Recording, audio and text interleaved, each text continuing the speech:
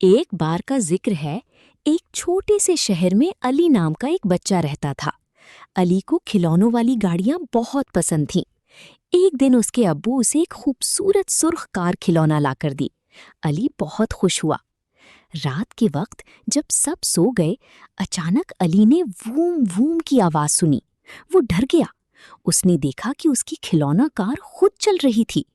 کار نے پیاری آواز میں کہا، علی، میں تمہاری دوست ہوں، لیکن یاد رکھو تیز آواز اور لاپرواہی نقصان پہنچا سکتی ہے۔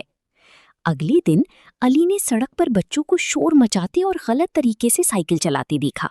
اس نے فوراً انہیں سمجھایا کہ سڑک پر احتیاط بہت ضروری ہے۔ آخر میں جادوئی کار نے کہا، اچھی آواز وہی ہے جو دوسروں کو سکون دے، نقصان نہیں۔ علی نے سیکھا کہ شور، تیز رفتاری اور لاپرواہی خطرناک ہوتی ہے۔ سبق: ہمیں سڑک پر ہمیشہ احتیاط، صبر اور دوسروں کا خیال رکھنا چاہیے۔ ٹاڈا! اگر آپ کو ہماری پیاری کہانیاں پسند آ رہی ہیں تو ہمارا چینل بزمی ادب ضرور سبسکرائب کریں اور بیل آئیکن دبانا نہ بھولیں۔ سبسکرائب کرو نیو سٹوری کے لیے اور نیو گڈ لیسن کے لیے بزمی ادب کو۔